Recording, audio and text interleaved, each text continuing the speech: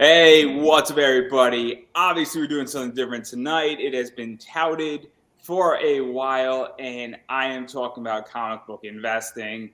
I happen to be somewhat of an expert on this topic, and full disclosure, I have a class coming out on October 5th that will definitely dive into more foundational things. But the whole purpose of this class I do actually at cons, and it is to give a very basic intro level into what is comic book investing, who it is for, how it can benefit everybody in it, whether you want to go straight into comic book investing or you want to run a Kickstarter or you want to make sure your products in your Kickstarter can be comic book investing ready or acceptable, or the word is, investor relations is the beautiful word I like to use.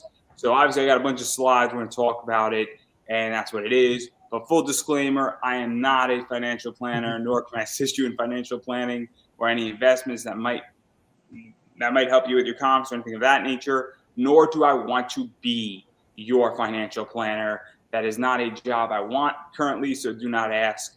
We're going to be talking a lot about skills here. You're not talking about individual investments. If you want to spend lots of money on comics, that is your prerogative, and please do it at your own risk. Speak to your accountant, your wife, your partner, your husband, whoever you're going to speak to, who's responsible for that in your life. If you're not the decision maker, that's up to you. Also, I cannot guarantee that you're going to make any money with comics because we are talking about investing, which is something different than saving. And so you're investing at your own risk. So I just want to make that crystal clear. It absolves me of all the liabilities and anything of that nature. So obviously, I like throwing this slide up there. Those who can see it, this is the key to becoming very wealthy. It's doubling your money. So in year one, if you have $1,000, you double it to two. Two goes to four, four goes to eight goes to 16, 32, 64, 128, 256, 512. Obviously, a mil, two, four, 8, 16, 32, 64, but in this case it's 65 because there's some change going on, and I think you get the gist. And so obviously, doubling your money from 512 million to a lot more than that, or 512,000 into a million is a little bit harder to do. But doubling your money from $1,000 to 2,000 is not that hard, and it is very doable in any sector. And comics are just one of those sectors that it can be done in. So that's something to keep in mind as well. And I like to throw this chart up there because it does show that it is actual probable, and this is over 20 years. So this is a very simple key, and it's very doable, and people have done it. It's not easy, but it's doable. So obviously, my objective, as I sort of stated, is to provide you with a basic understanding of the comic book scene from an investment perspective, along with several tools that will help you make solid choices and investments with your comic book so that you don't get swindled too badly. Now, it's no secret that we are in recessionary territory in the United States at this point. The stock market is down. It was down 2 days ago. It rallied yesterday, and it's back down. We are in a bear market, and that means that this is an opportunity to do a lot of things, and typically collectibles do very well. I'm going to tell a very quick story of Patrick Bet-David, who runs Valiant Entertainment, because the last artificial recession that we had was in 2020 in February going into March. And at that point, Patrick Bet-David bought a Wayne Gretzky card, graded PSA 10 perfect card for $504,000. This year in January, he sold that card for $2.1 million. Now, I know what everybody's saying here watching this. Oh man, I don't have $540,000, and you're talking about a baseball card. But that's just it, though. Collectibles do in recessions tend to go on sale. And then when you come out of a recession, before you hit the next one, they tend to go up and have massive rates of return.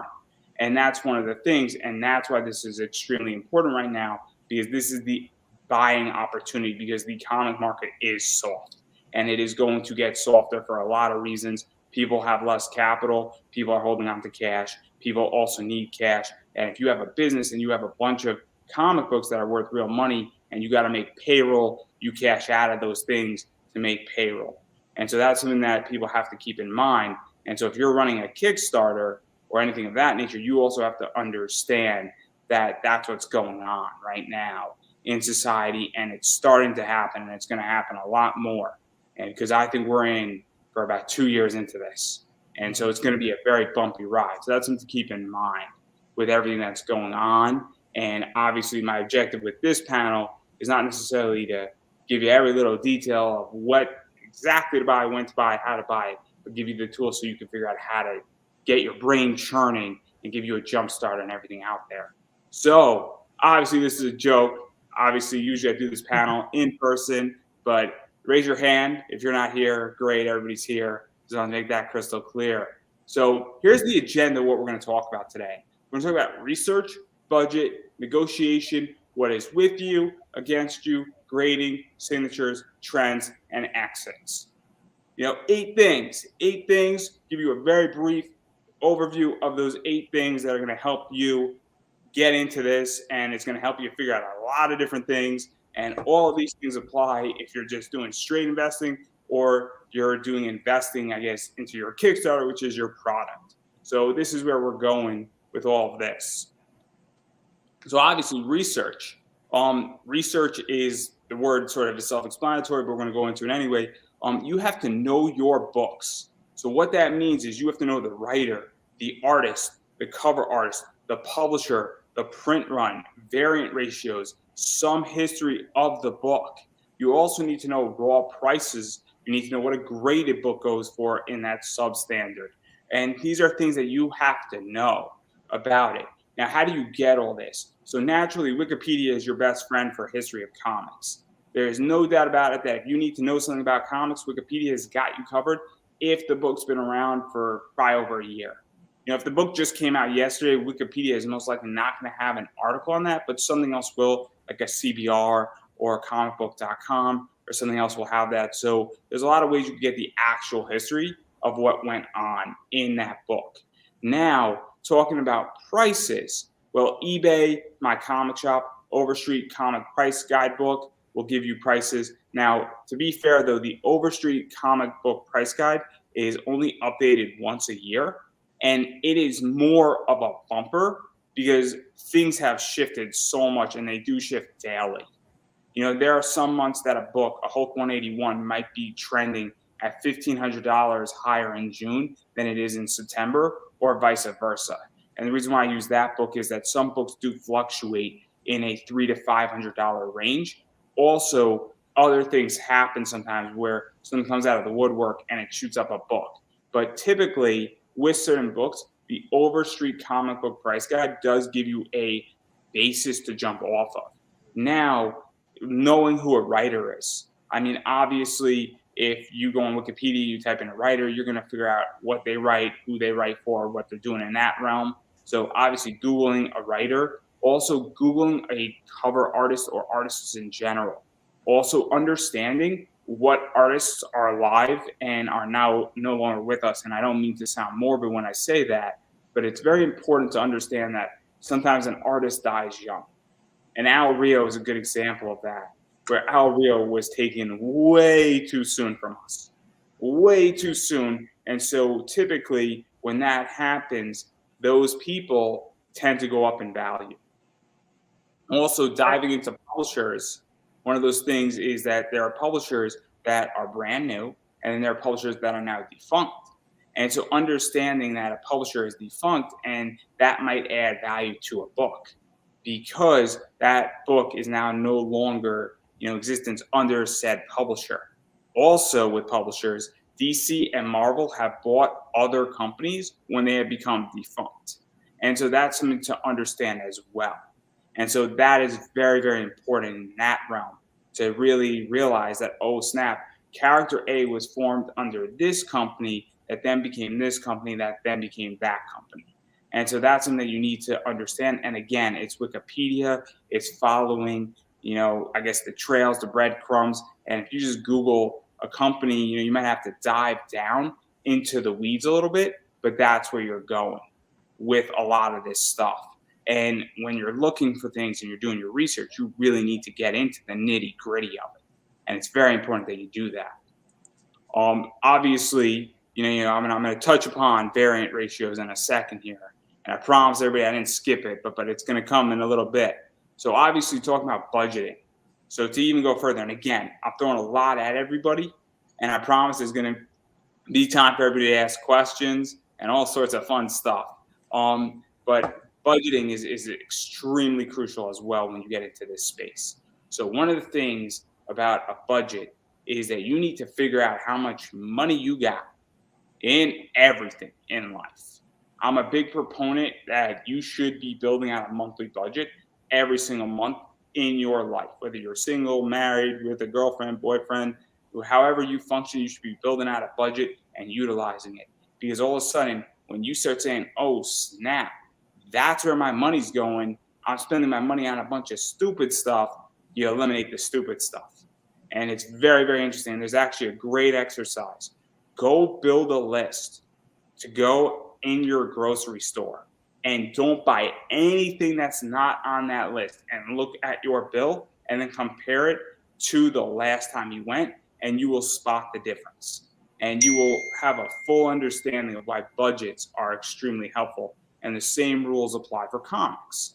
And so when you're building a budget, there's 4 types of budgets you can build. So the first type is that you're getting your local comic shop budget, which is you have a pull list, and that's all budgeted every single month because you're into comics and you're looking at those books as enjoyment, entertainment, and maybe you get lucky and pull out a grail every once in a while, a modern grail as I call it, which means that it's a book that shoots up like crazy. But that's your local comic shop budget, and it's your pull list budget. Then you go into your speculative budget saying, hey, look, I'm going to go purchase some books, and I'm putting money aside to take some risks on buying books that maybe didn't come out yesterday, but I think they're going to go up in value, or maybe they're brand new, but they're a variant and they're trading at $20 a pop, and I think they're going to go up to 60. That's a speculative budget, and that's number 2 budget. Number 3's budget is a con budget. And what that means is that that's not your hotel room. That's a separate thing, and that's technically 3.5. But the con budget is that, hey, you got X amount of money to spend at a con, and you bring that in cash, because ATMs are not your friend at a con. A credit card is not your friend, because what happens when you put money on a credit card is you go up to the store clerk, you hand them your credit card, they swipe it, and they hand it back. When you hand somebody a $20 bill in a store and they only give you back $1, you realize a transaction has been had. And when you do that with a credit card, there's no pain. The amount of money that is actually spent on a credit card versus cash is estimated to be anywhere from 15 to 25% more. And so when you go to a con, if you don't want to have Monday morning regret, you do not use credit cards when it can be avoided. Now, there are advantages and there are exceptions. One of the things is that if you're getting books graded and you don't feel comfortable and you think mishaps could happen, or somebody messes up your book or shuffles things around, you might want to put all your grading on a credit card because you get consumer protection. But beyond that, if you're just buying straight up signatures or you're buying a commission, you might want to pay for all that in cash because you're going to think long and hard about that. And so that is something that is very important. And then obviously, your 4th budget is just miscellaneous comic stuff that comes up. And stuff comes up, and you could have a stupid comic fun budget is usually what I call number 4. And that 4th budget is saying, this is stupid money to burn. I got $50 in my wallet, and this book looks awesome. I have no idea what it is. Screw it. I'm going to buy it, and I'm going to have fun with it. If it goes up to 100, goes down to 10, I don't care. It's a miscellaneous fun budget, little thing, but that's the 4 budgets. And the way you actually build these budgets is you say, okay, if you have a pull list and you're getting 10 books every single month, that's very easy after about 3 months to figure out what that's going to be, because the prices of DC, Marvel, Image, all that stuff. You could figure that out, and then you just say, okay, I need to put $40 away every single month. I'm good. Then if you're going to a speculative position, you say, hey, look, am I, going to be speccing? I'll put $100 to have spec books coming in and out. And then you stick to it and you figure out where you're at. And as obviously you get more familiar with things, That's how that goes. But again, you put that money away and you sort of set a parameter, and then you put that into something else and then you utilize it.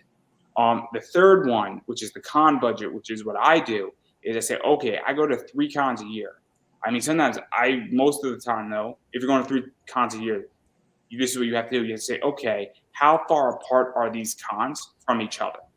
Then you have to work backwards from those cons. And you also have to say, hey, look, how much money am I going to spend at each of these cons? So if you're going to a con that has 300 people, chances are you're not going to spend more money than if you're going to a con that has 40,000 people and attracts bigger guests. Now, I go to 1 or 2 cons a year.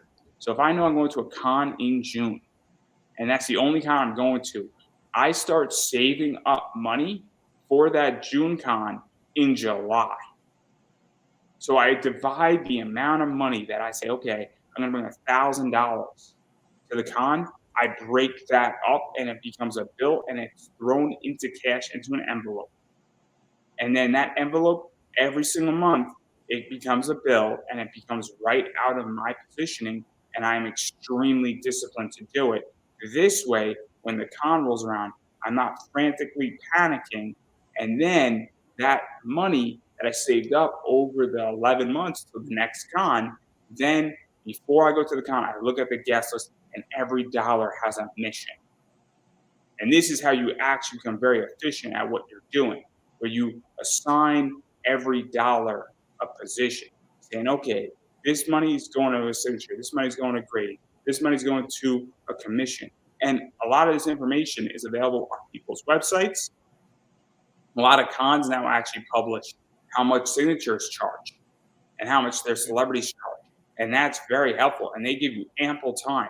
Hell, you could buy pre-autographs and a pre-autograph pass before you even get to the con. And so if you're like, I hate cash, which I don't advise, but you can legitimately buy every autograph you want and just bring the item you want signed for most cons now, especially with celebrities. So, but again, every dollar gets an assignment, and this is how you set everything up. And what this does is it actually eliminates inefficiencies. Now, reason why we do this is where this gets fun though is a con budget goes into both, essentially a speculative budget. Because if you go to a con, you have a con budget to buy books, then that becomes a speculative play, but you set it up as a con budget, if that makes any sense. So it follows the same rules as a speculative budget follows, but that's where it gets fun. Now, why this is important is you then need to say, okay, how do I cash flow a budget? And that's where this gets a lot more fun. So now if you're doing speculative budgets, you buy 5 books at $20 a pop. So you have $100 and then you sold those books.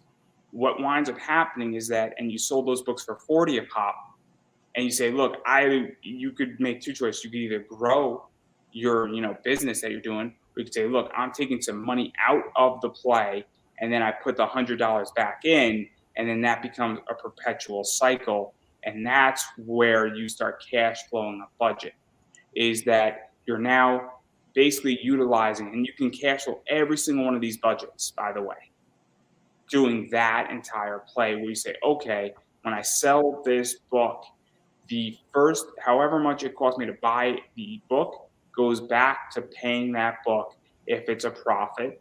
And then anything else I can take out or I can do whatever I want with, but I have to bring it back into the fund and into the budget. And so the budget becomes a gigantic pile of money. And your objective is, if you have a $100 spec budget every single month, you need $1,200 a year. And when you run out of your $1,200, until you sell something in that to replenish your $1,200, you don't buy something there. And that's how you cash flow a budget. And and this is how you actually grow. And it's very interesting. And that's just, there's a lot more that goes into it. And I go into way more in my class, but that's just to get the wheels turning. And this is what I think people forget how to do, and they don't set this up. And it's very much a setting up process. But nobody talks about this in comics and in the comic book investing world. So that's kind of the entire theory of budgeting. And I know I threw a lot out at everybody. You need to watch this a few times. I completely get it. And in my class, I'm going to be going through this a lot more. There are whole sections just on budgeting alone. But I don't want to dive too much into it. And I'm sure that if anybody has any questions, Chris, if you have questions, I'll let you ask any question you want at the end. Any question you want at the end. So this is my favorite topic. Negotiating. I love negotiating. It is in my nature to argue, and I love having discussions. So negotiation is very easy. You have to know what an item is, which is basically your budgeting and your research and what it's worth. So do not be intimidated by anything. The worst that can happen to you is a no. Nobody in their right mind is going to blatantly attack you, tell you to go to hell or anything like that at a con, because it's not going to look good. And most likely, especially if there's people around, because nobody wants to deter other customers. Everybody's been in a store where a shop owner has yelled at somebody and people have left that store. It happens all the time. And look, sometimes somebody's having a bad day and they can't help it. But usually in business, they'll be like, hey, this is the best I can do. But things to do during a negotiation. So always be friendly before, during, and after by introducing yourself, asking how the person's con is going. Thank you. Pleasure doing business. All the fun stuff. There are 3 magic words. Please, thank you. Please and thank you are the magic words. And there's a few other magic words that are also good. But those are the 2. I should have said 2, not 3. But those help because guess what? It eases somebody's entire position. If you say, hey, man, how's your con going? Chances are you're already starting off on a better foot. When people are actually in a better mood, they negotiate better versus putting external pressure. If I come in yelling at somebody and we're trying to strike a deal, it doesn't work. Their brain actually slows down. And there's all these studies on it, and it actually slows the negotiation down versus speeding it up. Versus if we're on the same wavelength and we're having a blast, we're going to negotiate, and that deal is going to get done quicker, and everybody's going to have a better deal and a better experience doing it. So what I recommend when negotiating, though, is before start the negotiation, browse a little, ask simple questions, preferably something you know about the comic you want. If I know a comic is worth $80, somebody's asking $100, I'm going to say, oh, what's that book over there? I know full well what that book is, but I want to know what that person thinks and says. And I might say, hey, what character is that? I know very well. Or I say, who's the artist on that? Because guess what? It facilitates a conversation. And then you usually should follow it up with something friendly like, hey, I'm interested in the comic. How much are you asking for it? And this begins the negotiation as he's going to say, oh, I'm asking 40 for it. And there you go. And now you're starting to negotiate. Now you're in the beginning of the negotiation. So rule 1, never accept the first offer as there might be a better one waiting. So naturally, if somebody wants to make a deal with you, you don't have to say, oh, it's $40. You don't say, yep, done deal. Technically, if you already know it's an $80 comp and they threw 40 out there, you should probably take the deal. But in most cases, don't accept the first one, and there are 4 ways to respond. And you can say, hey, I'm interested in this comic. I am thinking more in this price range. And you can just throw it out there, gauge their response. And then you could also say, hey, what would you really take for this comic, or what is the least you would take for it? You could say, hey, could you work with me on the price a little bit? Is the 3rd one. And the 4th one is you can expand the negotiation to include extras, including other comics, holders, bags, boards, if the price is not flexible. So that's one of the things that I think people forget is that if I go into a store or at a con, I'm at somebody's booth, and I'm willing to buy $500 worth of comics, and they thought they were only selling me a $15 position, and I do this in my eBay business all the time, and I'll tell a story very quickly about how this even works, but I expand the negotiation. If somebody's willing to spend $400 or $500 in my eBay store, I'm going to knock $10 off this book. I'll knock $10 off this book. I'll reduce the shipping. I'll say, hey, look, I could save you money on the shipping. Because now what I'm doing is I'm finding ways how to save people money. And when you can save people money, they're like, oh, man, this is great. I'm willing to buy another 3 books. You're going to take care of the shipping, man? That's awesome. And it's very helpful. Or I could take $10 off this book. And now that's where we're going. And so one of the things that happened to me is that somebody came into my eBay store. And this was online. And this all applies online, by the way. And what wound up happening is the person came in wanting to buy a $35 book. They offered me 30. I took it. said, hey, let me know if you need anything else. And they said, what would you take for this book? I said, oh, yeah, I could do this book. And then I threw him an offer about $5 down. I said, by the way, I will combine shipping, so I'll save you an $11. He's like, oh, cool. And he's like, what would you do for these other 3 books? And I was like, oh, man, I'll take some more money off the table. And so now I sent him 5 books. He paid for shipping once for $11. And, now I turned a $30 sale into a $300 sale. Because I asked a very simple question and I was actually giving him some money off. And so I made maybe $50 less, but I also sold 4 other books and it didn't cost me any more money to ship it. And so that's how, when you start including extras into it, where you say, hey, look, I got these dollar books. You're buying a $300 book. I'll give you these $5 books for free, man. I got you. Or someone says, hey, I like these 20 books. And, would you do these dollar books for 50 cents a piece? And I'm buying this $300 book. Yo, man, I got you. That's usually because that helps to facilitate a deal sometimes. And it's very important. So this response to these 4 things will go 2 ways. And what you're really doing in these things is that you're establishing parameters. So person who's selling it set out a price, and then you set out a price. And now you set out 2 stakes in the ground. And so now you understand that if I said, would you take 20 for it? He said, I want 40 for it. Now you're negotiating between 20 and 40. And those are the 2 stakes in the ground. And so now you might have to move. And look, you may or may not win, but that's what you've done. You've officially staked the ground out. And now you're talking about $20 between the 2. And so that's where this gets fun. So now we're getting to the middle of the negotiation because we've staked it. And now we know where we're at. And now we're trying to do some of the things of adding things to the deal and whatnot.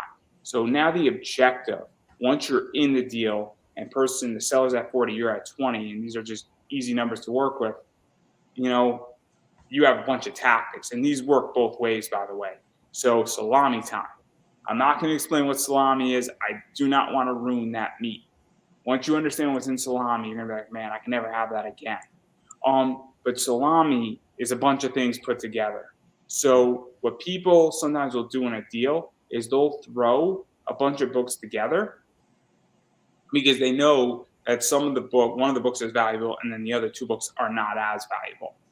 And so now that's sometimes what a seller will do. We see it all the time with people where they have these mystery boxes. There's usually a good book in there, and then there's usually a bunch of shit in there, for lack of a better word. That's called salami.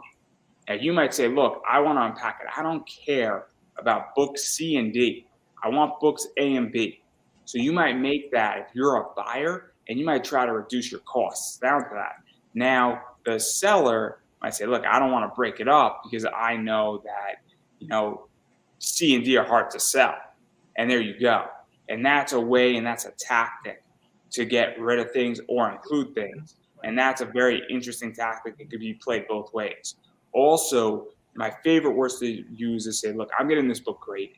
I'm legitimately taking this book and I'm going to be handing it off and getting it graded. I'm assuming risk. You got to work with me a little bit here. That is very helpful. Another favorite of mine is cash is king.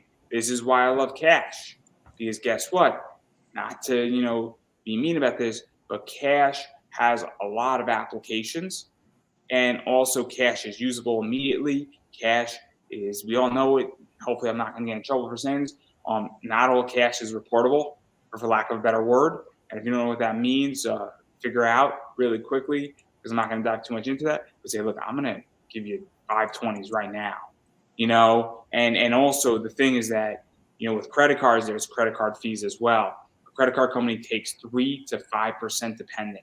And so now PayPal takes a percentage sometimes, Stripe takes a percentage, Square takes a percentage. So if I'm buying $1,000 book and I'm like, would you do it for $950? The person might be in cash.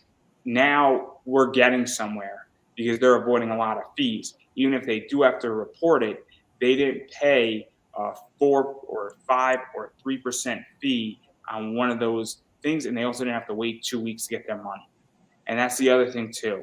Also, if you know that somebody else at the con is selling that book, you could play the match play, which is saying, look, they're asking $850, you're asking $850. Can you beat their price? because I want to buy it from you.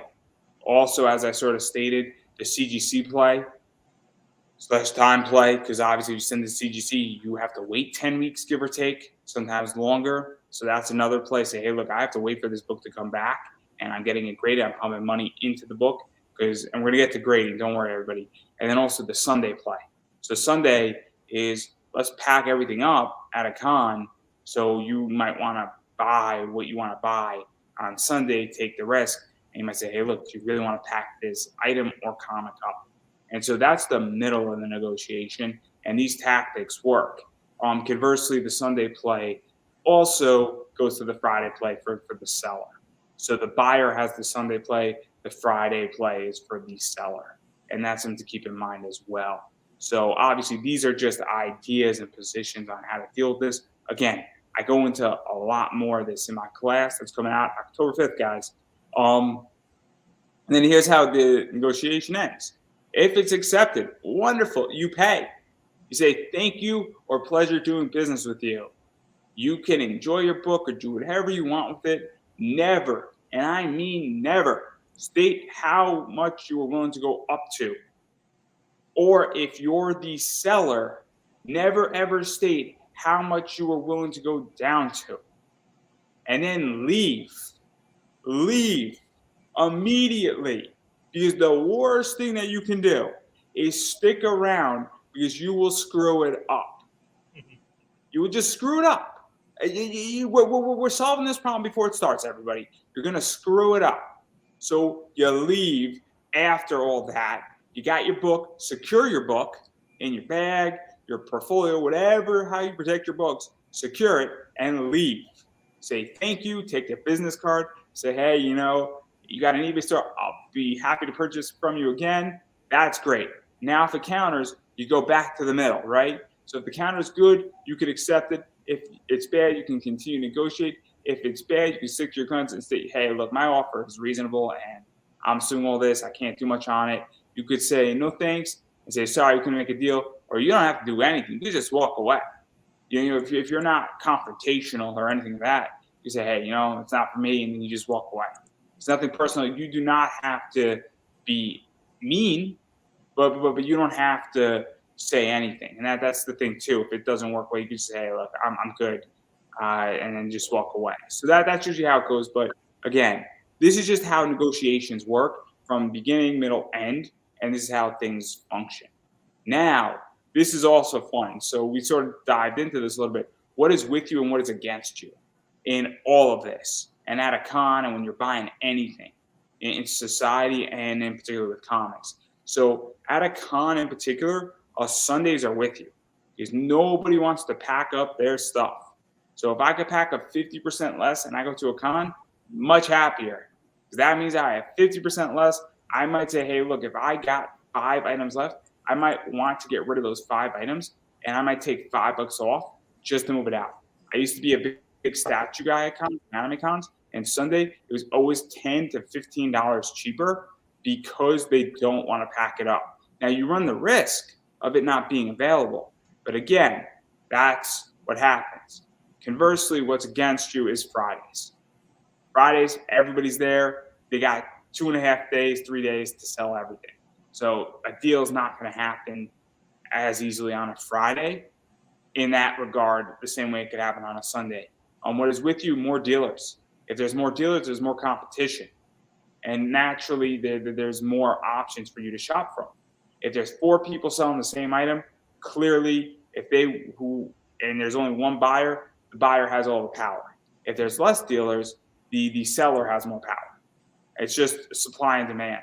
Also, with signatures and things of that nature, more guests means that you have more people to choose from.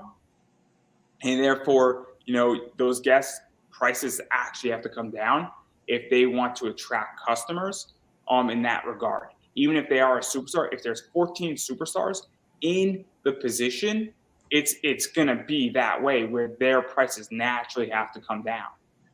Versus less guests, if there's only one superstar, there you go.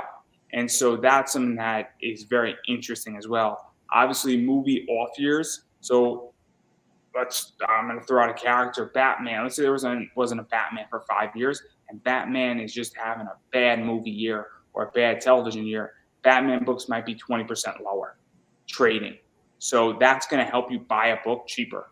If a movie's having a firing year or a firing time period like the Avengers, between Avengers Infinity War and Endgame, those books were going off the chart. So those books had a premium attached to them. Also, what is against you is expensive guests. And that sort of goes into and challenges a little bit more the more guest theory as well, where if a guest is $100 for an autograph, that doesn't help you if you're budgeting appropriately, because that means that you have less capital to spend. And it also creates a whole other problem when you invest, because the more money you put into a book, the more expensive you have to create on a rate of return for that book. So, and we're going to dive into that in a second. You're going to see exactly what I'm talking about with that. Also, offbeat characters are very helpful too. And we've seen that offbeat characters in the last probably 10 years have actually returned massive amounts in the comic world. Popular characters don't help you because, well, they're well established. And if they're done right, they tend to be more expensive. Also, what is with you is young stars / undiscovered talent. So if somebody is brand new into the comic realm and they are brilliantly talented and they could draw like nobody else, but nobody knows who they are, they're going to be significantly cheaper than somebody who's a veteran in the industry to some degree. To some degree. I will say this, that there are plenty of veterans in comics who are not that expensive. And so that's something to keep in mind as well. But a young somebody who's never done a comic and only does commissions and is trying to get their foot in the door is going to be way cheaper than somebody who's been doing this for 20 years or even for 15 years. That doesn't mean that a veteran is going to be like a $5,000 commission. It just means that a veteran might charge you $500 and somebody for the same commission who's brand new might charge you $75. So keep that in mind as well. And so these are just some of the things that are with you and against you. And you need to know this. And this all plays into budgeting and negotiating and doing your homework and just even understanding. And some of this stuff is very logical. Obviously, naturally, more dealers versus less dealers. If you have more people to choose from to buy a product from, it's just naturally, it becomes more competitive. And then let's get into grading. So this is where this gets fun, right? So everybody knows that there's grading. There's two companies. There's CGC and CBCS right now in the industry. There's a few that are popping up in and out, but if you're a serious collector, those are the two you play in. So grading is the idea of getting your books sealed airtight or nearly airtight in plastic holders that are hard to open and are somewhat waterproof. These books have a grading range from 10.0 to 0.5 or an NA as a grade. You could also get magazines, pages, and some other things graded as well. CGC or CBCS typically has a booth at a con, and so that you could submit directly at a con or you can submit online. And CGC has 4 labels: blue, yellow, purple, green. Blue is their standard, means nothing was signed on it. It's just their standard. You send the book in or hand it them. They grade it. That's a blue label. Yellow means that it was witnessed by them and they saw it being signed. So somebody from CGC actually witnessed the signature. Purple is the book was restored. So if you get a modern book restored, you're a moron. I'm just going to throw that out there. A restoration book, that's a joke, everybody. A restoration book is typically a book from the 1940s, for instance, has some damage, and you go and you have somebody who repairs the book, and there might be a huge difference in value when you repair a book, but it gets a purple label. And then a green label is when you have a book that has something on it that CGC did not witness. And I'm going to tell a very quick story, and I don't really care the consequences of the story. If you know who it is, you know who it is. Somebody had a bunch of CBCS books that were yellow labels. So CBCS follows a similar pattern where they have a yellow label and they have just a regular label. So CBCS, a yellow label is their signature series or a golden label, and then the regular is a blue.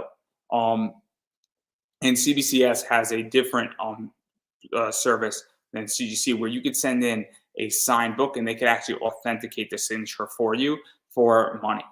So what happened with this guy is that he had golden yellow labeled CBCS books. He sent them to CGC.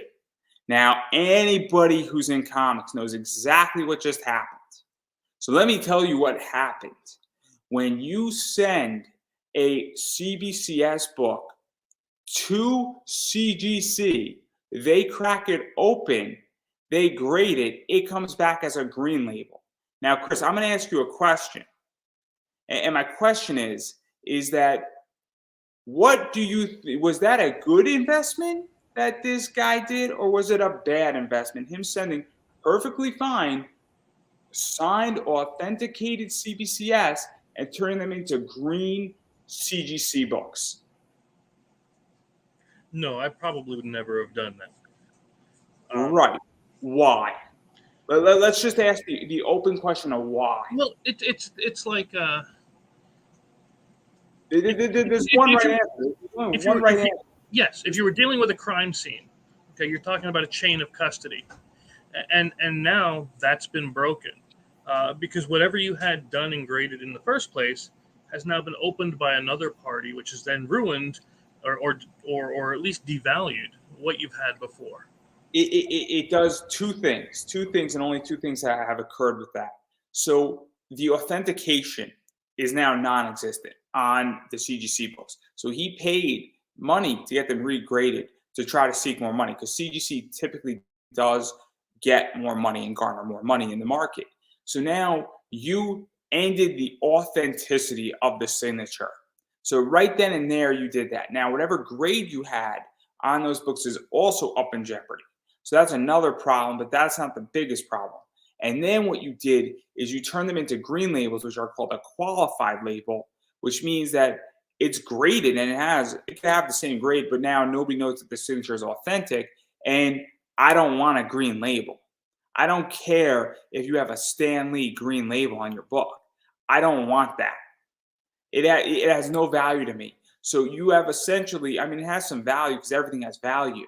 But the idea is that you took a book that might have been selling for $300.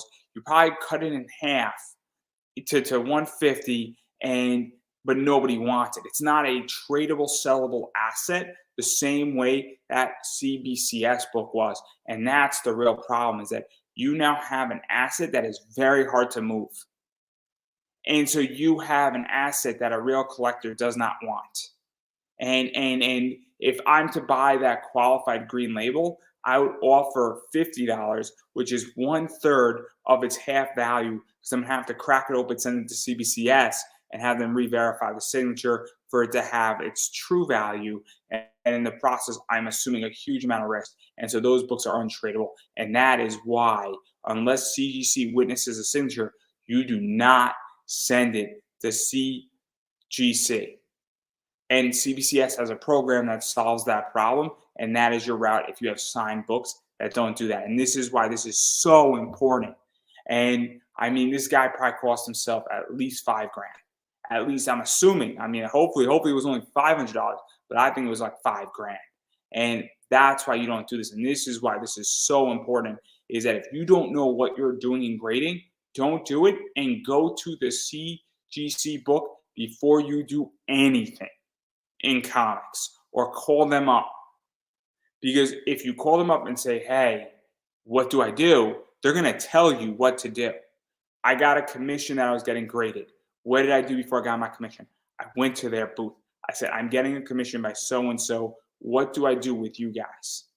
And they're like, and I said, look, I've never done this. I'm about to ask a stupid question. I'm asking a stupid question. And guess what? They said, you do A, B, C, and D. And guess what? Book came back perfectly, got a yellow label. So there you go. Go to CGC's booth at cons if you want to get signatures and you want them to be yellow labels, because it will go a long way. And also do the same thing with CBCS, because it will go a long way and it will help you. So now, obviously, this is just a very basic outline to blue in grading in CGC. This has no markings or signatures. You just submit the book to them and you're good. Price is lower than yellows. Less pudding can sell for less. but it's also you put in less, you sell for less. It's simple, it's easy. Yellow, on the other hand, I'm briefly doing this. This has signatures on it. CGC has to witness the person signing it. More expensive grading. Extra signatures cost money. It can be complicated to arrange or get signatures, but it could be worth a lot more. And one of the things about this is that you might have to pay for signatures. So keep that in mind as well when we dive into this. And also, one of the things when we talk about Kickstarter, if you're doing a CGC package, you as a creator should understand. And look, I'm not a fan of when creators are interested in selling their signatures per se, but especially on a raw book, but on a graded book, I completely get it because the market has shifted and it also is authentic. And so when you're doing CGC books, that's something that you should keep in mind as well, where, you should factor in what your signature would cost on a CGC book. And that's something to pay attention as well. Obviously, for those on the Kickstarter side of things, you could actually apply for a certain account, and then you could actually get you don't need a witness because you're the publisher, and CGC has rules on as a publisher you can sign certain books without a witness and then send them in as if they were signed by the publisher. And so that's something to keep in mind as well. That's very useful to understand. So that's very important because there is a lot of money to be made with grading, but it's also understanding a lot of this. And again, I'm going to be going into a lot more October 5th, guys. And we're going to go into a lot of stuff into that class, and it's going to blow your mind. And we're talking a huge amount of time. I'm recording the first section this weekend, and I'm going to have a really good idea of how long that class is going to be. So now let's talk about signatures. So I kind of alluded to this. Signatures are when an artist, writer, creator, or person of interest to the comic signs it. A person of interest is a celebrity. Okay, so you get Chris Evans, Captain America, signs a Captain America book. He's a person of interest. And some people want a signature for their own personal collection. No grading. That is fine. That's not an investment. You're like, hey, I like this guy and he's going to sign it. Cool. It's a personal book. That's fine. There's nothing wrong with that either. But that is not an investment. So rules for comic grading on both companies. Be prepared to pay artists and writers signing fees. CGC and CBCS do have fees. It's more expensive. I think CGC is $30. I don't remember what CBCS is. Currently, I do not know if the prices were raised, but that was the last time I checked. Window boxing. So a window box is when you put the comic in the bag and board. What you do is you take out tape, and then you box out where the signatures of the book where you want somebody to sign it, right? And so you're window boxing the issue. But what you do is that you then take out your comic and then you take an X-Acto knife and then you cut out where the tape is. And then you put your book back in, okay? But you take out your book first. Please take out your book first. It sounds like a stupid statement. Believe me, I have seen people do it. I would not be saying this if I did not see somebody take like a $50 book and try to X-Acto knife with their book in it. It's funny. It's funny, everybody. I'm not going to pretend here. And I've known people who've done it on YouTube as a joke too. It's funny. It really is, but it's not good. Okay. And then one of the things with CGC is that they have to witness it. So you go to that booth, say, I need a witness. Yeah, I mean, you say it in a nicer way. You say, hey, excuse me, does somebody have a witness that I can borrow for like 10 minutes? I'm getting this signature over here. Could you help me out? And they're like, absolutely. And they'll be happy to do it, and you'll have a blast, but they have to witness the signature. And if they witness anything else on the book too in the process, that's cool too. So if they witness the signature and they're like, yo, if somebody else and 4 other people worked on the book come over and sign it too, that'll all be documented. So you don't need a witness for each signature. And so that's important too, is that if whatever they witness, whether it's a sketch or a signature, it's documented. And so now we get into the fun part of this. So I'm a huge wrestling fan, and this actually happened. So let me explain how this happened. This happened at Awesome Con. So this is how you figure out how much you have to put into a book and what your breaking point is. So let's look at the New Day. So the New Day was at a Comic-Con. So the New Day with Boom Studios has a comic book where they're on the cover of it. That book was a $15 variant. Their autograph for all three of them was $55. The grading is about 40 plus 15. Might be a little bit more, might be a little bit less, but it's around that number. And so now your total investment into the book is $120 to $135 to be put into that book. Now, you have to weigh this against your budget. This is very important. So once you understand, you have to say, okay, my budget for the con is X amount of money. Okay, I need to spend $120 to $135 to have this book with all the autographs and grading and all that stuff. Great. That's weighed against your budget. Then you have to say, okay, it goes further. Let's say, what will the grading determine the value? What will the signatures determine it? And what will this add to the book? And is this a good investment? Now, how you calculate a good investment is you have to say, okay, am I going to be able to sell this for $200? Am I going to be able to sell this for $300 if I get all this stuff in it? Or am I going to be selling this for $135, which means I lost money?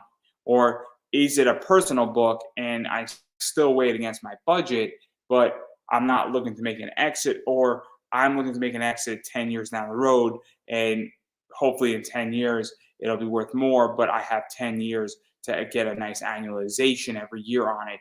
Even if I only get a nice 4% annualization, it'll add up over time. This is where this gets tricky, because you need to understand and actually calculate how much you have in the book, and if what you have in the book will exceed what it will be exceeded by what it is worth. And so this is very important. And this is where this gets very interesting, is that obviously something that could help you figure this out is what is trends. So obviously trends in this world, and I promise we're going to come back to the New Day in a second, because it's almost tomorrow, which is a new day.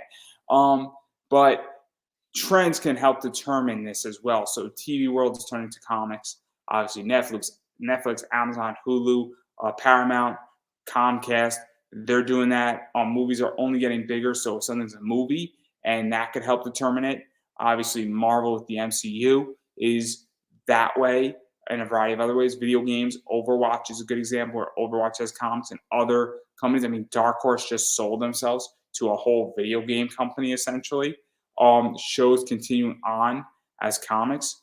Avatar: The Last Airbender, The X-Files, a variety of other things that have continued on. Jericho, which is sort of an ancient show, continued on as a comic, and there's a variety of other stuff. And then there's, I think, what Buffy or Charmed continued on as well, I believe. And then you also have licensed products like WWE, Planet of the Apes, and you also have characters that are maturing now, 75 years plus Batman, Superman, almost 80 now.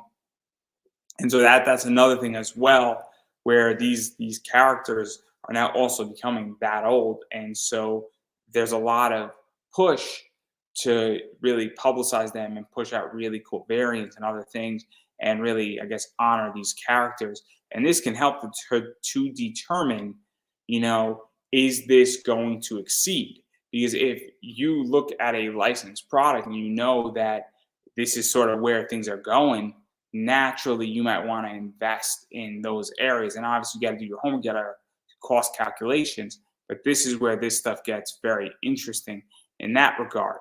And then this is where this gets fun, going back to the New Day and also evaluating it, is there's a bunch of places where you can exit on a comic. Obviously private sales are a big one.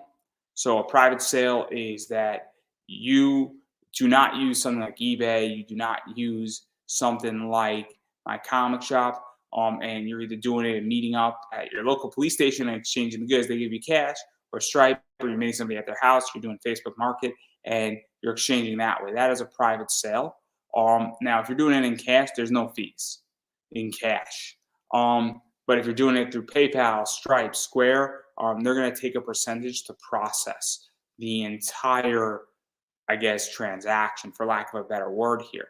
And so that's something that you have to keep in mind as well. Now on eBay, and I'll just say this very openly about eBay, eBay has actually changed, where eBay takes 13% now, and they do all the accounting for you. It used to be that eBay took 10%, PayPal took 3%. Now eBay takes 13%, but they do all the accounting for you. But reason why you might want to use eBay and not use Facebook Marketplace or another, place like Meeting Up, is so you don't get swindled. eBay, you have seller protection and you have buyer protections on eBay. So now you have to calculate this as well, where you have to calculate a 13% upshot. So we're going to just change the numbers on that new date book to 100 just to prove the point here. And it's easier to work with round numbers. So if the new date book was $100, for instance, versus 135, and my break-even point is $113 plus shipping plus tax, essentially. So shipping that book and a great book is about 15 is what I charge. So now we're looking at 128. Tax is probably going to be about $7. We're looking at 135. So my break-even point is $135. So I need to sell that book at a minimum for $136 to break even and make $1. And that's what you need to understand when you make an exit. And so this is super, super important that people need to understand about making an exit is you need to understand your break-even point. And once you do that, that's where and this is where you go back to cost analysis, is saying, what is my break-even point on this topic? And that is what is super, super important in this sector. And that is a mistake that people do not understand. And even on a Kickstarter, you have to say, what is my break-even point? Because unless you know what your break-even point is on your Kickstarter, and this is also called a P&L statement. And so it is extremely useful to understand where you say, okay, at $5,000, I break even. Or at $135, I break even on this project or this book. And that is something that people need to understand. And you also need to understand, both on Kickstarter and investing and on eBay, that it is better to make, and I said a 2x on this, I would rather make 2x on my money.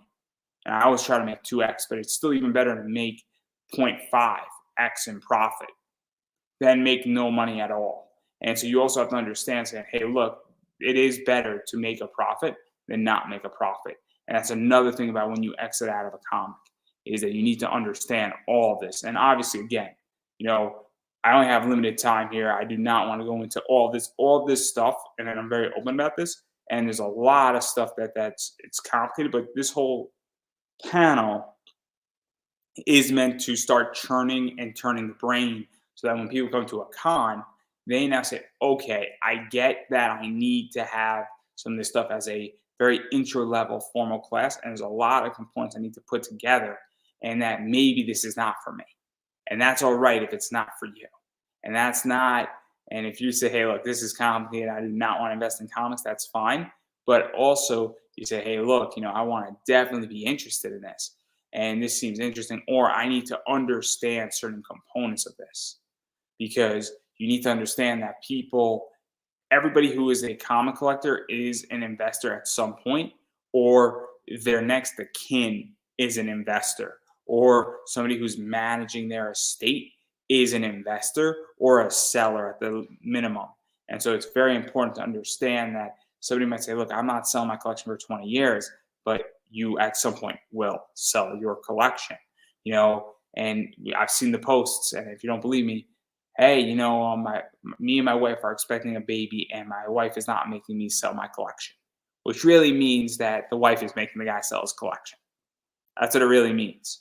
And she's not saying you have to get rid of everything, but you got to downsize, or we need a lot of diapers. And so there you go. So this is something that, and when you even go into Kickstarter, you have to understand that you have to sell, and you have to understand that fulfillment is an exit. And that's what I think people don't understand on Kickstarter, is that fulfillment is an exit. It's not necessarily an investment, but it is an exit for the person doing the Kickstarter. So that's something to pay attention to. Obviously, that's my presentation. My name is Andrew Davis. I run Pop Anime Comics. Obviously, you can bother me on Twitter at Pop Anime Comics. Hit me up at Pop Anime Comics Lounge, which is my other show. Obviously, I run the Comic Book Investing System podcast. I have that Facebook page, and I do a lot of stuff. And I'm going to just be very honest. If you can't wait to learn this trait till October 5th, I completely get it. I do private consulting, and you could hit me up. Obviously my email is andrewedavis@hotmail.com. or you can hit me up on Pop Anime Comics on Twitter. You can hit me up on Instagram, Pop Anime Comics, or Facebook, Pop Anime Comics. You can hit me up on the Comic Book Investing System Podcast Facebook page, and pretty much anywhere that is that. Also, I do run conversations in pop culture. And so obviously that is everything that I have. And if you do want me to consult, as I was stating, I am more than happy to do that. And we can work out an arrangement if you cannot wait till October 5th for that class to drop. We are doing after hours. I do not know if I'm going to ever publish that, if I'm going to put it behind a paywall, if it's going to be on a Patreon thing, or if it's just going to be clipped out with certain things. But obviously, if you want access to after hours, but we're going to go into some other more detailed stuff, obviously some arrangement can be made because we are going to record that. But obviously, I'm going to let Chris ask any question he wants to ask. And anybody else who wants to ask any question, feel free to do so, who's seeing all of this. So I don't know if you have any questions, Chris. If you have any concerns, you want to challenge me, we can go to New Jersey anytime you would like. Everything's legal there. But yes, all jokes aside, I will take a question. You need that. No, there were a few things, and I'd have to have you go through the slides one at a time. But did you see, speaking of, when you talked about buying, unfortunately, around the morbidity of the artist's death, that Tim Sale passed away? And I have noticed all of his Long Halloween, the Spider-Man, and all of those other ones have just been skyrocketing. So there's a concept, and because I don't know if there's a question, but I think I know where we're going with this. So there is a whole thing that happens when a movie occurs, and so I'll tell this. It's not Tim Sales related, but I think it gets to the point. What winds up happening is I sold a Pop Funko of Carnage. Venom. When Venom 2 was coming out, when the trailer dropped, that Pop Funko went up by $20. So it was a $40 pop. It was like a $35 to $40 pop. Trailer drops, it's a $65 pop, and it was there for about 4 days. Nice. And everything with Venom and Carnage popped up like crazy. And so what's going on right now in the market is that there is a fear of missing out, and there's a lot of speculative plays. And so right now, and again, I don't mean to sound morbid, but he passed away. Everybody's like, oh man, I love Tim Sale and I want to get his work. And so now a bunch of people are saying, I'm going to unload my position. And also what happens is that you have something called first movers market. So somebody then goes and sells a book, and then they sell the book for $500. It's like, this is worth $500. What? And then they say, I can get $500. And then 4 people come in. And what winds up happening is you have a more supply demand. And me and people have gotten into arguments on this on Facebook. And I'm like, we're never going to see, if there's now 10 books that are Tim Sale books and everybody's asking $500 for it, they're not going to sell for $500. Right. And so that's what's going on. But the market will calm down. Now, I think that he passed away. And so now there's going to be an added value to some of this stuff. But I do not. I think it's a little high. Yeah. Right now, and this has happened with Moon Knight. It happens with a lot of books. The question is that do you go up, then you go down, then you go up, and then you go down? And that's the other thing too, is that what I think is going to happen with Tim Sale is it's gone this way, and then I think what's going to happen is go down.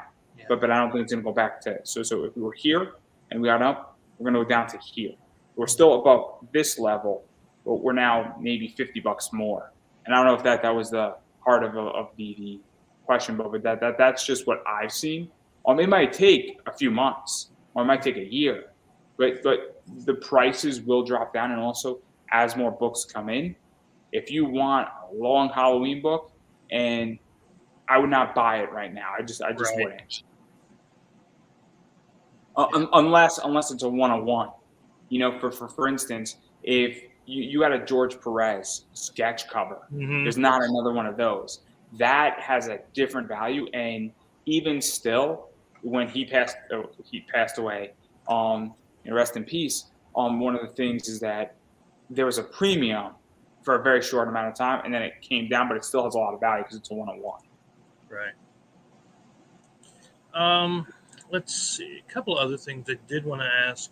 Like I said, I might have to see some of the slides to remember, but one was you're talking a lot about cons, and of course, because that's where people gather together, and there are relatively few around my area.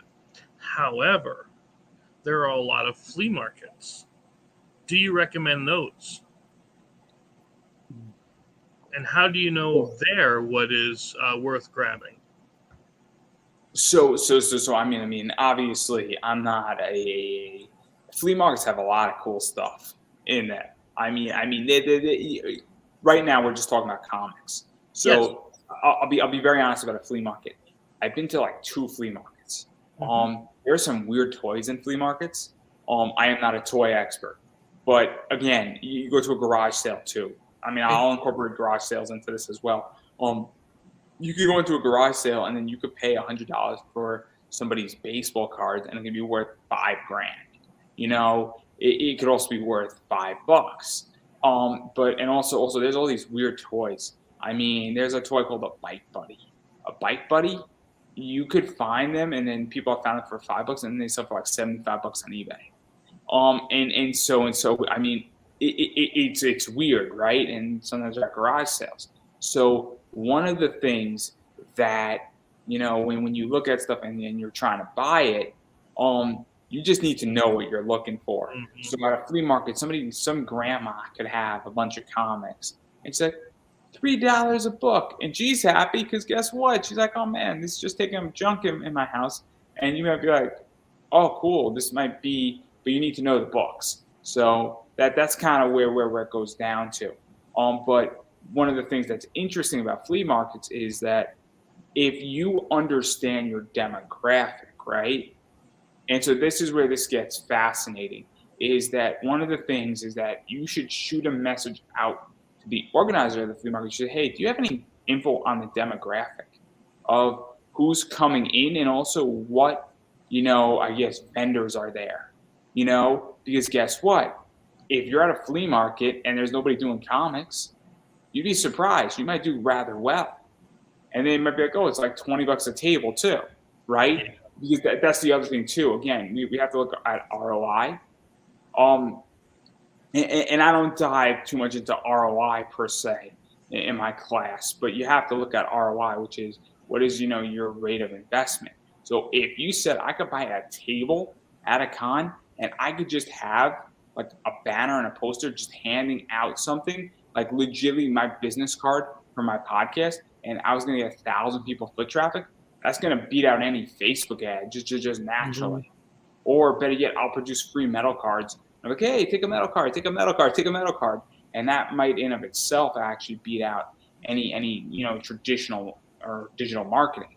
So that's the other thing too is, but that's the thing. If they're saying, hey, it's 500 for a table, it changes the game. Right. But also, if you know that you have a book that is NC-17, maybe you don't want to put it next to Grandma's Peach Cobbler.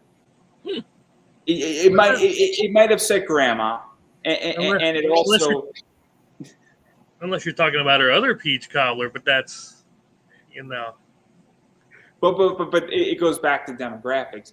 If there's Horror Fest in some place in Pennsylvania, and I don't think you mind me saying where you're from, and you know that a bunch of people from Horror Fest are going to be there, and it's an indie Horror Fest thing, and you have a horror NC-17 book, it's going to fit perfectly in there. yeah. And that's the thing too that and look, there's been record conferences, there's been other things. I know a lot of people have gone outside the traditional con game and they've done very well. So if you have a very music centric, thing, and there's like a indie music fest, maybe you want to set up a booth in the back and you have a indie comic that's dealing a lot with music, there you go.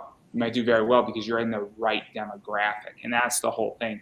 If you have a cute kids book comic meant for 7-year-olds and the family's going to the flea market or the county fair, right? It's a no-brainer, and it's priced accordingly too. That's Right. the other thing. So, but yeah, Yeah. that's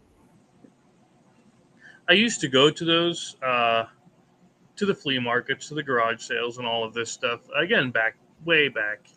Um, And I used to buy the ones from the 60s and 70s that like a 10-cent cover, right? You get it for $2. Um, I mean, again, that was back before my collection was stolen, unfortunately. But I had like some of the early X-Men ones, and again, they would have graded maybe like an 8.5 at these times, but still, you're not beating that for like $3 because they just wanted to get rid of it. You know, Yeah, uh, yeah, and that's the thing is that it's also the idea that when that's the thing about investing too. There's all these places that you can go to, and I mean, people bark at church sales, they bark at garage yep. sales, flea markets, and also look, you know what is shops bring in dollar books all the time. I mean, I've told this story on the podcast and off there where some guy bought a collection on 20 cents on the dollar, and some of those books were 10, $15, but they were loved. I could feel the guy's love on the book because it Mm-hmm. wasn't they were read, they were cared for. And some of those books are personal books. You have a Sia Om Lola appreciation book by Aspen. That's a cool book, and you could tell that somebody he really cherished their collection. But the guy Mm-hmm. probably bought the entire collection. He bought maybe 7 or 8 long boxes from this guy. Probably paid him $200. Each long box had 250 comics in it, selling it for $1. And Mm-hmm. so that's the other thing that happens on comics too, is sometimes somebody gets rid of books for $1 because they got in so cheap and the books are worth more, but they're like, oh man, you got some really cool stuff, and I'm happy to sell it to you for $1 because I paid 20 cents on it. Yeah. Oh, let's see. What were some of the other things? Oh, here was something that I just found curious. Signatures. Okay, I like signatures on mine, or and so on. I one, I've often wondered why they don't just have somebody dedicated, like, to the signature alley. Somebody, a witness that's dedicated to walking through while people are getting signatures.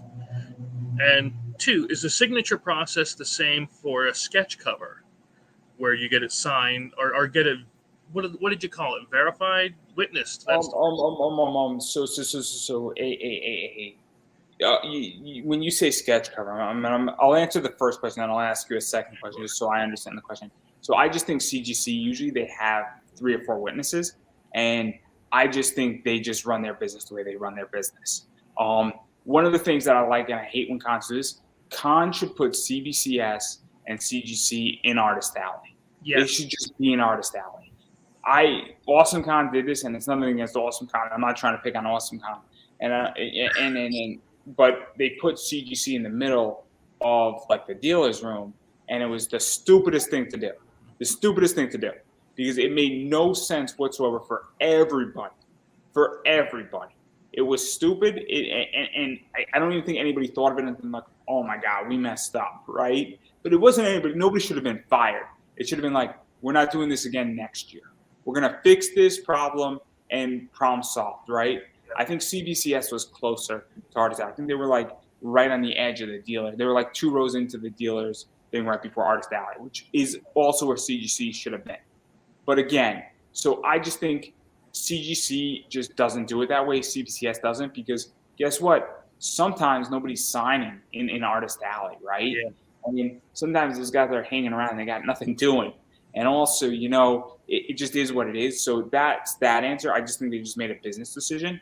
And also, it depends where the CGC booth is. Now, sometimes with CGC, if a con has multiple layers, so Big Apple Con, they have a ground floor one, and then they have a smaller booth up on the second floor, so people don't have to go up and down the escalator. Mm-hmm.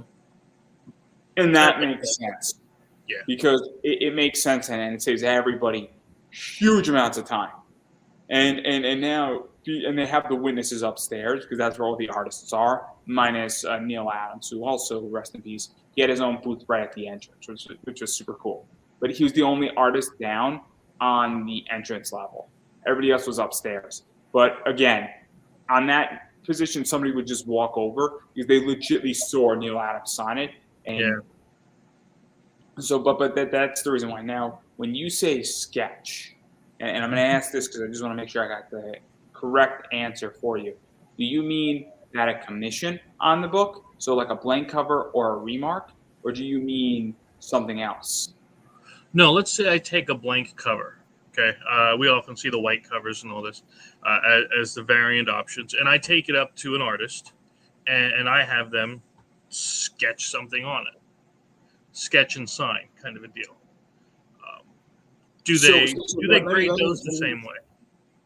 so what I would do with that is I would go to CGC first, because this is what I did with mine when I got my thing done first. Is there's two types of things. There's three things that could actually happen on a comic, a blank cover, on any cover. So a remark is a little thin. So a remark is like a bat symbol, right? So that takes 2 seconds. So that is a sketch. So if somebody's signing a book and then they do a bat symbol, that and they witness it front and center there, you're good. That's happened to me where somebody's done that. So that's easy, right? That's a 1, 2, 3 thing, right? Some artists can draw Batman in like 2 minutes, and so CGC or CBCS will witness that. So if they're there and then the sketch takes 2 seconds, then that's easy, right? On a blank cover or not a blank cover. So those two things are taken care of very easy because they're witnessed very quickly. Now, if you say, hey, look, I'm going to get a nice, beautiful piece of a comic done, now that's where this gets tricky, right? And that's where you say, hey, look, I want a bust of a character, and I'm going to spend $400 on it. Yep. And so now that's a commission. So here's how you handle commissions. This is how I do it. And, I'm on the side of precaution, right?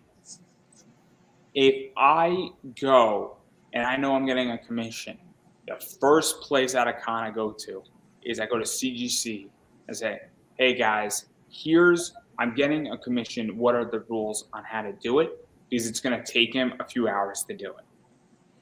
How do we do this so that it gets graded? And I'm going to have them walk me through it. So that's the rule I follow.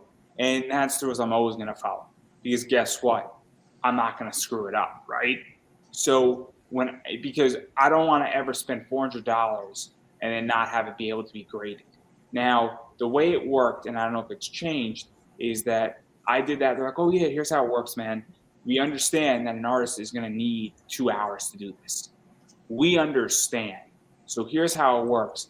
You get CGC when you pick it up. So you come get us. Say you got a commission you got to pick up from an artist. And then it's treated as if it was witnessed.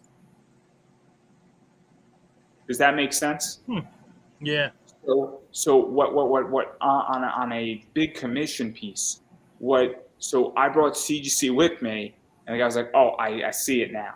And then I also said, "Hey, I'm picking up some other things that also followed certain rules with CGC." They're like, "Yeah, we'll just go on the way back." And I got some other stuff signed to that they witnessed, and it was really, really perfect in a lot of ways. So one of the things that was very cool is that, but I asked their rules, because again, if you ask the rules, they're not going to steer you wrong, and they're not going to get angry. You're going to say, hey, I got a really good question. It's my first time doing it. I don't know how to do this. How do I do it? I didn't do anything yet. Because they're going to be like, here's what you do, man. We got you. Because guess what? They want you to do it, right? So they're not going to be pissed if you ask a stupid question like that and you're respectful. Say, hey, look, I'm getting so-and-so to do something on my book. How does it work? Because it's a commission and it's a big one. So those are just how I function, right? I always go to CGC when I'm spending on a big commission that's going to take an hour or longer, or even if it's going to take 30 minutes and I have to pick it up later on. If it's going to take 10 seconds, CGC will wait. You know what I mean? Okay. If it's going to take 2 minutes, they're going to wait. You know what I mean? It's just one of those things where they're going to wait if that's the case. So that's some just where, like, I've had a Batman head being sketched on a book, and Dan Jurgens did it, and it took Dan 2 minutes. CGC was just like, oh, cool. We'll wait 2 minutes. It's not that big of a deal. And then somebody else, and then I've had things where I've had somebody and they're like, hey, yo, could you wait like 5 minutes for this? I'm like, yeah, absolutely. Mhm. And so sometimes they'll group people together and then you have to wait for somebody else. And like, you'll do what are you getting? And so that happens too. But that's kind of how that works Okay. with it. So, and then also, a good artist, and this is the other thing too, if you're an artist at a con, you should maybe also go to CGC and know what the rules are. And you should ask, because you should say to somebody, hey, check with CGC if you're getting it graded before you even start the commission. That's a good rule too for artists. Now, here's something that actually came up. And again, I'll admit I didn't know much about CGC because I started off in the board games, right? Although I liked comic books forever and a day, ever since the 70s. It's it's only something that I've recently been coming into. Now, I can tell you that I've been at a few conventions where I've had booths, and there've been no CGC presence. What do you do then? Like, if you're getting a signature, you can't get it. You literally cannot. That's what it is. This is what happened. What was it, like San Diego Comic Con 2020, 2021? I don't know. Maybe CGC and CBCS were there, but there were people who were not there. There have been cons where CGC Mhm. is not there, and I Exactly. guess you're shit out of luck. And Yeah. so if you have a very valuable book, so I'll give an example. I have a Batman #1 by Scott Snyder. He's not at a con. I wanted the signature on the book. I'm gonna wait till he's at a con and CGC's there, and that's just the way it is. And it's nothing personal. Now, I mean, hopefully Scott's gonna be around forever, for Mhm. another like 30 years. But again, it is what it is, and you have to act accordingly. Now, you could also say, look, CBCS is there, and do I get the book CBCS? And this is where it gets tricky, right?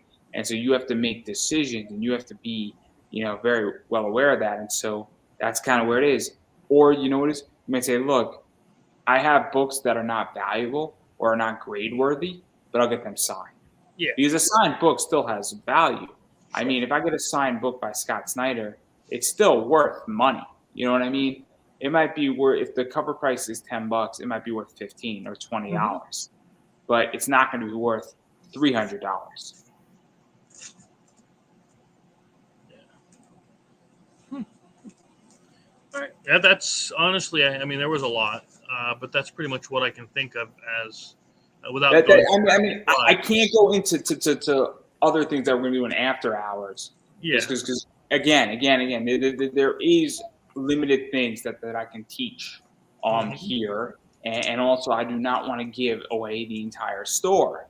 Nothing Sure. against anybody here who's watching, and I love everybody who watched and saw this and is going to see this. But obviously, I do want you to take my class. And then I do want to give you the foundations, and also I'm in an hour, there's only so much I can teach. And again, this is a very basic understanding of what I'm attempting to do. And I'm just getting the wheels turning because this panel is usually done in 45 minutes at a con. And the goal is to give everybody a thought process on how to shift their mindset. And I throw a lot of information at people, but that's what we're doing here because you need this jump start. And my class, I mean, I can tell you right now, just what I'm going to be recording. I mean, I'm looking at 6 to 8 hours in the first module, and it's not overkill. I mean, there's just everything. I mean, I'm legitly have a PowerPoint that has, I think, like 48 slides just on research and how to do it. And we go into the innards and outers of it. And you're going to be in the first module, first lesson, you're going to be realizing, oh, snap, you actually need a bunch of tools that are very, very important. We go into, variant ratios and how to calculate how many comps are actually printed in an entire thing. Like all that stuff is important. And again, you know, for the intro stuff and stuff like this, I do not want to overpower people. So if you're really into this stuff, that's what that class is for. And my objective is to keep that class as affordable as humanly possible because I do believe that if everybody is more educated in this sector, better deals can occur. And I do believe in massive financial education because most people do not have it in this country and we do not teach it. And this is a subset of that. So, on that note, everybody, I appreciate everybody watching this, seeing it, checking it out. Obviously, you're either saying, hey, I love comic book investing and I want more of it. And if that's the case, welcome to the team, welcome to the club. You say, this is not for me, screw it. But guess what? If you went through this presentation and you say, hey, this is not for me, it's not a waste of time. It's actually a very good thing because you figured out very quickly that this is not for you and that there might be something else that is more in your court. And that is just as valuable as finding something that you love and that you say, hey, give me more of it. So on that note, everybody, I appreciate everybody checking me out. And me and Chris are going to go into overtime, so it's after hours, and we're going to have a lot of fun. And that may or may not be available. I haven't decided yet, but we're going to go record it. And I'll catch everybody on the flip side. And before we go, we are doing something Saturday. And he's got some Pokemon cards, some Yu-Gi-Oh cards. I'm picking up something tomorrow. I might go Dragon Ball Z cards, man. We might bring those things out. I'm just saying, I haven't decided yet. We're unboxing some cards. I got some WWE cards, and we're going to have fun. And so, obviously, I'm going to see who's around and who's in and who wants to unpack some fun stuff Saturday. I'm not too sure of the time, but we're going to have a good time. And then after that, it's going to be a fun thing, and we're going to pull some cool stuff out and hopefully pull some valuable stuff out. So on that point, everybody, thank you for watching again. My name is Andrew Davis. This was actually sponsored by Chris. So I figured I would let you give your sponsorship spiel and everything that you do. Besides rolling dice. Yeah. No. I honestly wanted to give this interview just so we could, get your sample out, get your teaser thing out. But yeah, if you want, we do have Slaughterville 3 up for pre-order, as well as all of the past products. And of course, the Slaughterville graphic novel book 1 is available yet. We do have book 2 coming in August, but it's all up on BackerKit, ready to be picked up by you. And I'd appreciate you checking it out. Of course, we're on Facebook, Laughing Rogue, and so on. So yeah, there's just a lot. I'm just still absorbing. So that's where we're at, baby. And we'll catch everybody hopefully at some point in some capacity in after hours. Till then, everybody, have a good one.